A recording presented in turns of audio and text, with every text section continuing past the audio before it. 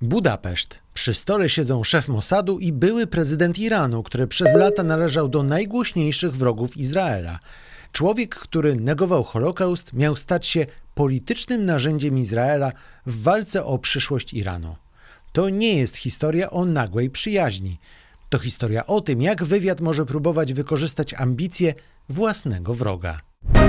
To jest podcast Świat. Chodzi o Mahmuda Ahmadinejada, prezydenta Iranu w latach 2005-2013. Był on jedną z najbardziej konfrontacyjnych twarzy Islamskiej Republiki.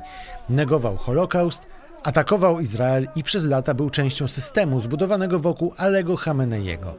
Po odejściu z urzędu pokłócił się jednak z ludźmi, którzy naprawdę kontrolują Iran. Chciał wrócić do władzy, ale Rada Strażników Konstytucji odrzucała jego kolejne propozycje startu w wyborach. I wtedy, według tego co piszą The New York Times i Haaretz, Mossad miał zacząć budować z nim relacje. David Barnea, ówczesny szef izraelskiego wywiadu, miał spotkać się z Ahmadinejadem w Budapeszcie. Izrael miał też rozważać wykorzystanie go w planie zmiany władzy w Iranie. Ahmadinejad oczywiście wszystkiemu zaprzecza. I wiemy, że finalnie ten plan się nie udał, bo Irańczyk nie został agentem Mossadu. Ale dlaczego w ogóle Mossad uznał go za potencjalnego sprzymierzeńca? Bo izraelski wywiad nie potrzebował przyjaciela Izraela. Potrzebował człowieka, który znał irański system, nadal chciał władzy i miał własny powód, żeby uderzyć w ludzi obecnie rządzących w Iranem. Najpierw w tym odcinku oddzielimy zatem fakty od sensacyjnych nagłówków. Potem zobaczymy, dlaczego Mossad mógł postawić właśnie na Ahmadinejada. A na końcu sprawdzimy, dlaczego ten plan od początku mógł być skazany na porażkę. Kontakt ze służbą nie oznacza jeszcze werbunku, a werbunek nie oznacza automatycznie szpiegowania. Bo polityk może być dla wywiadu użytecznym kontaktem, źródłem informacji albo potencjalnym aktywem bez znajomości całego planu. Takim cichym sojusznikiem, który nie do końca wie o wszystkim, co się dzieje. I to jest różnica między rozmową z politykiem, wykorzystaniem jego kontaktów, a pracą na jego zlecenie. Z zewnątrz te sytuacje mogą wyglądać podobnie. Operacyjnie oznaczają coś zupełnie innego. Publikacje The New York Times oraz izraelskiego Haaretza przedstawiają podobny obraz kontaktów Mossadu z Ahmadinejadem. Izraelskie zainteresowanie nim miało rosnąć od około 2022 roku. Później miało dojść do spotkań podczas jego zagranicznych podróży, m.in. na Węgrzech. I tu warto zatrzymać się przy tej samej scenie. Były prezydent Iranu wyjeżdża za granicę. Nadal ma swoje otoczenie, no i oficjalny plan podróży. Każde spotkanie poza tym planem może zostać zauważone. I dlatego zagraniczny wyjazd daje coś, czego nie daje Teheran. W chwilę, w której można rozdzielić oficjalny program od tego, co dzieje się naprawdę, czyli trochę się komuś urwać. Nie trzeba wymyślać hotelowego pokoju, tajnego korytarza, ani dialogu jak z filmu o Jamesie Bondzie. Sam fakt, że rozmowa miałaby odbywać się poza Iranem, pokazuje, jak delikatna była to operacja. David Barnea miał osobiście spotkać się z Ahmadinejadem. Mossad miał też poinformować amerykańskie CIA, że utrzymuje z nim kontakt, a Izraelczycy mieli pokrywać część kosztów podróży i pobytu byłego prezydenta. Mossad oficjalnie tego oczywiście nie potwierdził. Ahmadinejad zaprzeczył zarówno kontaktom, jak i spotkaniu z Barneą. Jego biuro nazwało całą opowieść hollywoodzką historią i próbą skłócenia Irańczyków. Ale wiemy, że The New York Times i Haaretz opisują kilkuletnią próbę budowania relacji z Ahmadinejadem i rozważania go jako elementu planu zmiany władzy. Nie wiemy, czy przekazywał tajne informacje. Nie wiemy, na co dokładnie miał się zgodzić. Wiemy natomiast, że sama publikacja takiej historii może działać jak broń. W Iranie podejrzenie kontaktów z Izraelem może politycznie zniszczyć człowieka. Może uruchomić śledztwo, czystkę i wzajemne oskarżenia. Wystarczy wyobrazić sobie, że w Polsce były premier zostaje oskarżony o tajne konsultacje z wywiadem państwa prowadzącego z nami wojnę. Starsi z was zresztą to doskonale pamiętają. Moskiewskie kontakty Leszka Millera, moskiewskie kontakty Józefa Oleksego, bez względu na to, czy były prawdą, czy nie. No i nawet bez wyroku część otoczenia Ahmadinejada natychmiast zaczęłaby się od niego odcinać. Każda rozmowa, każdy wyjazd i każdy dawny współpracownik staliby się podejrzani. W Iranie stawka jest jeszcze wyższa. Przeciek może więc jednocześnie opisywać prawdziwe kontakty i zatruwać całe otoczenie Ahmadinejada. Czyli Mossadowi mogło się nie udać, w związku z tym mogą chcieć zniszczyć otoczenie polityka. W tej historii informacja nie tylko opisuje walkę o władzę, sama jest częścią tej walki. Po co w ogóle Izrael chciał zmienić władzę w Iranie?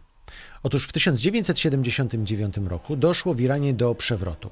Prozachodniego szacha obalili ajatollahowie, czyli rewolucja ludowa wyniosła do władzy islamskich radykałów. Ci bardzo szybko orzekli, że Stany Zjednoczone to wróg, Izrael to wróg. I od tego czasu zaczyna się trwająca do dzisiaj wrogość Izraela i Iranu. W naturalny sposób Izrael zatem, widząc zagrożenie ze strony irańskich ajatollahów, chciałby zmienić władzę. Nie jest w stanie tego zrobić tak po prostu, przez wybory, bo Iran to co innego niż demokracja na przykład na Zachodzie. Zabicie ajatollaha, najwyższego przywódcy duchowego Iranu, jak widzieliśmy w lutym, nie do końca dało to, co chciał Izrael. W związku z tym właśnie tenże plan, o którym dzisiaj mówimy. I żeby zrozumieć zainteresowanie Mossadu Ahmadinejadem, trzeba zobaczyć tak naprawdę dwóch Ahmadinejadów. Pierwszy to ten, który pamięta świat. Ten taki niepozorny człowieczek z brodą w dosyć takim sfatygowanym garniturku. To prezydent Iranu. Człowiek, który twierdzi, że Holokaustu nie było. No to w Izraelu jest zbrodnia, jakiej świat nie widział. Człowiek, który kwestionował też legitymację Izraela, jego prawo do istnienia i budował swoją pozycję na konfrontacji z całym Zachodem. Za jego drugiej kadencji siły bezpieczeństwa brutalnie stłumiły protesty po wyborach w 2009 roku. Zginęli ludzie, setki osób zostały aresztowane. Nie był demokratą, nie był niewinną ofiarą systemu. Był jednym z jego najważniejszych produktów. I to rozróżnienie jest kluczowe, bo późniejszy konflikt z Chameneim łatwo pomylić z politycznym nawróceniem. Człowiek może pokłócić się z autorytarnym systemem nie dlatego, że odrzuca autorytaryzm, lecz dlatego, że system nie daje już władzy właśnie jemu, czyli obrazić się na system. No i właśnie drugi Ahmadinejad pojawia się po odejściu z urzędu. Już pod koniec prezydentury próbował budować własny ośrodek wpływu i coraz częściej ścierał się z otoczeniem Alego Chameneiego, ówczesnego najwyższego przywódcy duchowego Iranu, czyli człowieka, który tak naprawdę rządził Iranem. Dziś Chameneiego, jak wiemy, zastąpił jego syn, Mochtaba Chamenei, i to on, przynajmniej formalnie, sprawuje najwyższą władzę w Iranie. Później prezydent, czy też były prezydent Ahmadinejad domagał się ograniczenia władzy Chameneiego właśnie na skutek swojego konfliktu z nim. W 2018 roku wzywał nawet do wolnych wyborów. Nie dlatego, że się nawrócił, tylko dlatego, że chciał odegrać się na Chameneim. I nie dlatego, że nagle został zachodnim liberałem. Po prostu sam znalazł się po złej stronie systemu, który wcześniej wyniósł go na szczyt. Ahmadinejad nadal chciał wrócić. Rejestrował kolejne kandydatury. Rada Strażników Konstytucji odrzucała je jeszcze przed rozpoczęciem prawdziwej walki wyborczej, bo w Iranie to właśnie ta rada decyduje, czy ktoś może w ogóle pojawić się na listach wyborczych, czy też nie. No i to jest znacznie więcej niż zwykła przegrana. Przegrany kandydat, który zajął drugie, trzecie miejsce, może powiedzieć po prostu zabrakło głosów, organizacji, pieniędzy albo lepszego programu, no i może spróbować jeszcze raz. Ale Ahmadinejad nie przegrywał przy urnach. System mówił mu, ty w ogóle nie wejdziesz na boisko. Dla polityka, który był kiedyś prezydentem i to przez 2 kadencje, to nie jest tylko porażka. To publiczne upokorzenie i sygnał, że dawni sojusznicy uznali go za zagrożenie. I właśnie w takim momencie pojawia się ktoś, przyjaciel na horyzoncie. I możliwość wsparcia z zewnątrz może przestać wyglądać jak zdrada własnej drogi politycznej, a zacząć wyglądać jak jedyna szansa na powrót. Ahmadinejad nie stał się przyjacielem Izraela. Stał się człowiekiem, któremu jego dawni sojusznicy zamknęli drogę powrotu. A taki człowiek może być dla obcej służby znacznie ciekawszy niż lojalny ideolog. Bo lojalny ideolog ma system, a człowiek odrzucony przez system ma żal, ambicje i coraz mniej do stracenia. Wywiad nie szuka ludzi o identycznych poglądach. Szuka ludzi, których interes da się przynajmniej czasowo połączyć z własnym. No i właśnie w tym przypadku Ahmadinejada tym interesem mogła być ambicja powrotu do władzy. I tu jego wartość można sprowadzić do 3 rzeczy. Po pierwsze, znał ludzi. Przez 8 lat był prezydentem. Mógł wiedzieć, kto w administracji jest lojalny wobec Chameneiego, kto wobec Gwardii Rewolucyjnej, kto ma własne ambicje, a kto tylko próbuje przetrwać. Raport może pokazać oficjalną strukturę ministerstwa, ale były prezydent Człowiek z zewnątrz wie, kto komu zawdzięcza stanowisko, kto z kim nie rozmawia, kto ma wpływ na telewizję, kto na administrację, a kto na ludzi z aparatu bezpieczeństwa. W państwie autorytarnym takie zależności bywają najważniejsze, znacznie ważniejsze niż jakiekolwiek schematy. Po drugie, Ahmadinejad znał słabe punkty systemu. Widział konflikty między instytucjami, wiedział, gdzie kończy się oficjalna lojalność, a zaczyna osobisty interes. Mógł rozumieć, które grupy w chwili kryzysu broniłyby systemu do końca, a które próbowałyby ratować własną pozycję. No i po trzecie, miał nazwisko, którego nie trzeba było Irańczykom przedstawiać. Nie był kandydatem wymyślonym w zachodnim think tanku, jak nie przymierzając Reza Pahlavi, potomek szacha, który mieszka w Stanach Zjednoczonych i o istnieniu którego Irańczycy może wiedzą, ale poparcie może ma w granicach promila procenta. On, czyli Ahmadinejad, naprawdę rządził tym państwem. I to oznaczało rozpoznawalność, doświadczenie i sieć dawnych kontaktów, ale także bagaż, który ciągnął się za nim od 2009 roku. Dla Mossadu jego antyizraelska przeszłość była oczywistym ryzykiem. Mogła jednak działać również jak osłona. Człowiek znany jako wróg Izraela jest mniej oczywistym podejrzanym o rozmowy z Izraelem niż opozycjonista mieszkający od lat w Londynie czy Waszyngtonie. I jest jeszcze jedna, najważniejsza rzecz. Najcenniejszą walutą nie zawsze są pieniądze. Czasem jest nią obietnica powrotu na szczyt. Ahmadinejad nie musiał uwierzyć w Izrael. Wystarczyło, że nadal wierzył w siebie. To nie znaczy, że zgodził się na wszystko. Mógł też prowadzić w końcu z Mossadem własną grę. Próbować wykorzystać Izrael tak, jak Izrael próbował wykorzystać jego. Bo w takiej relacji żadna strona nie musi ufać drugiej. Wystarczy, że obie przez chwilę chcą osłabić tego samego przeciwnika. Polska polityka zresztą zna takie przypadki. Partie, które codziennie się zwalczają, potrafią zagłosować razem, kiedy mają jeden wspólny interes. Nie stają się przez to sojusznikami. Po prostu przez kilka minut potrzebują tego samego wyniku. I z tej perspektywy wybór Ahmadinejada przestaje wyglądać jak szaleństwo. Staje się cyniczną, ale zrozumiałą kalkulacją. To jest podcast Świat. Zaprasza Wojciech Cegielski. Na emigracji w Londynie, w Waszyngtonie, w innych miejscach nie brakuje Irańczyków, którzy od lat walczą z Islamską Republiką. Wielu z nich ma lepszy program, czystą przeszłość i większą wiarygodność demokratyczną, żeby nie wspomnieć znów o Rezie Pahlavim.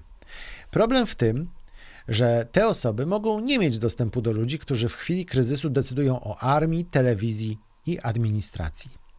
No bo jeśli chcesz dokonać przewrotu w jakimś kraju, to nastąpi ten jeden najważniejszy moment, kiedy to wszystko się dokonuje. I wtedy musisz mieć ludzi wewnątrz systemu. No i tu właśnie mamy dwóch zupełnie różnych kandydatów. Pierwszy mieszka na Zachodzie, zna język mediów, dyplomatów i organizacji praw człowieka, potrafi przedstawić plan reform, nie obciążają go represje z 2009 roku. Idealny kandydat, prawda? Niekoniecznie.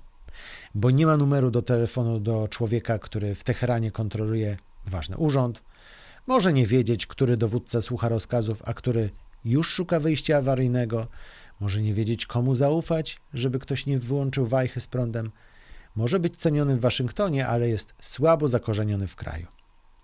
Drugi to właśnie Ahmadinejad. Ma brudną przeszłość, wielu wrogów i ogromny bagaż polityczny, ale zna ludzi, procedury, układy i język, którym przez lata przekonywał część irańskich wyborców i wie, kto pociąga za tą wajchę. Człowiek świetnie wypadający w studiu telewizyjnym w Londynie nie musi mieć żadnego wpływu w irańskim ministerstwie, w irańskim mieście czy w jednostce wojskowej. Może znać język Zachodu.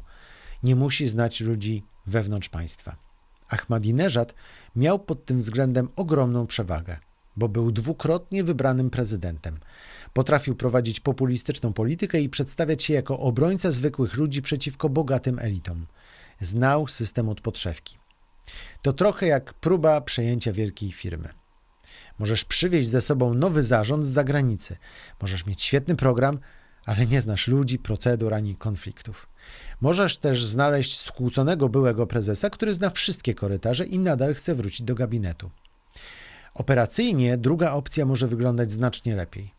Tyle, że firma to nie państwo. Iran nie dzieli się na zły reżim i dobrą, liberalną opozycję. Są tam ludzie religijni, nacjonaliści, konserwatyści, nieufni wobec duchowieństwa, byli wyborcy systemu i obywatele, którzy chcą zmiany, ale boją się chaosu i zagranicznej kurateli. Przekrój społeczny jest naprawdę szeroki. I właśnie dlatego pytanie nie brzmi, kto jest dziś lepszym człowiekiem. Pytanie brzmi, kto w chwili kryzysu może rzeczywiście dotrzeć do ludzi wewnątrz państwa. Bo z punktu widzenia służb Ahmadinejad mógł wygrywać ten test, ale z punktu widzenia społeczeństwa mógł przegrywać niemal każdy inny test. I tu pojawia się największa sprzeczność tej historii. Wszystko, co mogło czynić Ahmadinejada użytecznym dla Mossadu, jego przeszłość, znajomość systemu, ambicja i radykalny wizerunek, mogło jednocześnie czynić go kandydatem nie do przyjęcia dla samych Irańczyków. Dawna rozpoznawalność nie oznacza dzisiejszego poparcia, a człowiek ujawniony jako kandydat państwa prowadzącego z Iranem wojnę może w jednej chwili stracić resztki krajowej wiarygodności. Jego największa zaleta dla Mossadu mogła stać się jego politycznym wyrokiem. Izrael mógł prawidłowo ocenić Ahmadinejada jako człowieka. Mógł trafnie zauważyć jego ambicje, poczucie krzywdy, wiedzę o systemie i możliwość nawiązania kontaktu. A mimo to mógł kompletnie pomylić się w ocenie Iranu. Bo polityk użyteczny w operacji wywiadowczej to nie to samo, co polityk zdolny do rządzenia krajem.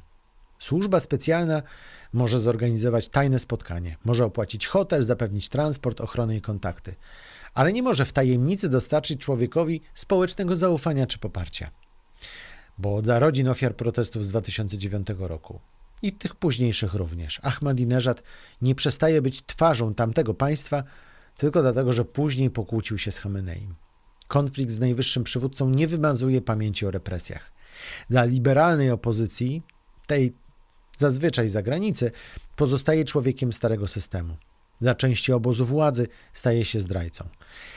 Dla nacjonalistów kontakt z Mossadem może oznaczać zależność od obcego państwa, a tego Irańczycy bardzo nie lubią. I to jest pierwszy fundamentalny błąd – pomylenie dostępu z legitymacją. Można znać wszystkich w budynku i nadal nie mieć prawa nim zarządzać. Drugi błąd Mossadu jest jeszcze większy. Iran to nie pałac, w którym wystarczy wymienić człowieka na szczycie. To gęsta sieć instytucji, interesów i lojalności. Gwardia rewolucyjna, aparat bezpieczeństwa, duchowieństwo, administracja, wielkie interesy gospodarcze i lokalne układy. Historia, którą Ci opowiadam, pochodzi z 2022 roku, ale w 2026 roku, kilka miesięcy temu, boleśnie przekonali się o tym Amerykanie. Odstrzelili Alego Chameneiego, najwyższego przywódcę duchowego Iranu. I co? I nic się nie zmieniło. Wyeliminowanie głowy nie oznacza rozwalenia systemu w Iranie. To tak jakby uznać, że wymiana prezydenta Polski automatycznie zmienia Sejm, wojsko, sądy, media i poglądy milionów ludzi.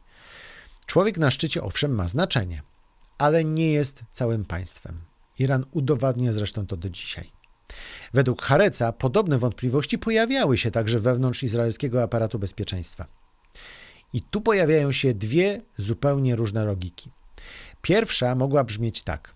Nie potrzebujemy idealnego przywódcy, mówi Mossad. Potrzebujemy człowieka, który pomoże rozbić obecny układ, zna jego słabe punkty i może otworzyć część drzwi od środka. Druga, człowiek, do którego potrafimy dotrzeć, nie musi być człowiekiem, za którym pójdzie Iran. To nie był więc spór o to, czy Ahmadinejad ma dostęp. Spór dotyczył tego, czy dostęp wystarczy. Jeden z byłych doradców do spraw bezpieczeństwa w Izraelu miał mówić o dzikich fantazjach, a szef izraelskiej armii miał próbować zatrzymać operację przed jej rozpoczęciem. Jedni mogli widzieć operacyjną szansę, inni polityczną katastrofę. I jest jeszcze trzecia możliwość. Być może głównym efektem tej historii nie miał być Ahmadinejad na czele Iranu. Być może wystarczyło samo podejrzenie, że były prezydent rozmawiał z Mossadem.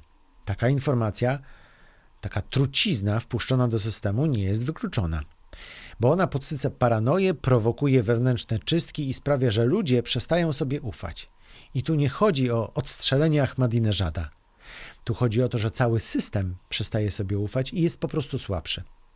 Każdy dawny kontakt Ahmadinejada może zostać ponownie prześwietlony. Każdy urzędnik, który z nim rozmawiał, może zacząć się tłumaczyć. System, zamiast patrzeć na zewnątrz, zaczyna gryźć sam siebie od środka i się rozpada. I to może być sukces wojny informacyjnej nawet wtedy, gdy sam plan zmiany władzy był od początku słaby. Izrael mógł więc znaleźć człowieka z kluczami do irańskiego systemu. Ale klucze do budynku nie oznaczają jeszcze, że jego mieszkańcy oddadzą mu cały dom. Ahmadineżad nie musiał pokochać Izraela. Wystarczyło, że stracił własną drogę do władzy, znał irański system i nadal wierzył, że powinien stać na jego szczycie. Dla Mossadu jego ideologia mogła być mniej ważna niż ambicja, dostęp i wspólny przeciwnik. To wyjaśnia, dlaczego rozmowy mogły się rozpocząć. Nie wyjaśnia jednak, dlaczego Irańczycy mieliby zaakceptować człowieka wskazanego w tajnych rozmowach przez obce państwo. Służba może próbować pozyskać polityka. Nie może pozyskać dla niego całego społeczeństwa. Państwo nie jest gabinetem, do którego wystarczy wstawić nowego człowieka. Ten odcinek nie rozstrzyga, czy Mahmud Ahmadineżad był agentem Mossadu. Pokazuje coś innego. Dlaczego izraelski wywiad mógł uznać wieloletniego wroga Izraela za użyteczne narzędzie w walce o przyszłość Iranu? Ale narzędzie nie daje jeszcze władzy. O władzy decydują ludzie, instytucje, no i w przypadku Iranu trochę w mniejszej skali społeczeństwo. Tych wszystkich rzeczy nie da się wymienić jednym ruchem. A teraz pytanie do ciebie. Czy uważasz, że ten plan Mossadu był rzeczywiście dziką fantazją, czy realnym planem? Napisz w komentarzu jedno słowo: fantazja lub plan. I koniecznie w jednym zdaniu wyjaśnij dlaczego. A jeśli chcesz lepiej zrozumieć, jak obecnie działa irański system władzy, obejrzyj inny nasz odcinek o Mocztabie Chameneim, człowieku, który przejął w Iranie władzę po swoim ojcu. Link zostawiam teraz na górze ekranu. To był podcast Świat, najlepsze miejsce w polskim internecie, gdzie pokazujemy świat, geopolitykę i to, czego nie zobaczysz w mediach. Jeśli takie odcinki pomagają ci zrozumieć świat, subskrybuj i powiedz o nas swoim znajomym. A jeśli chcesz dostawać nowe odcinki bez czekania, aż pokaże je algorytm, dołącz do kanału podcastu Świat na WhatsAppie. Link jest w opisie odcinka. Jesteśmy też na Instagramie, TikToku i Facebooku. Tam wrzucamy szybkie newsy i aktualizacje. Wojciech Cegielski, dziękuję za uwagę i do zobaczenia. To był podcast Świat. Do zobaczenia w kolejnym odcinku.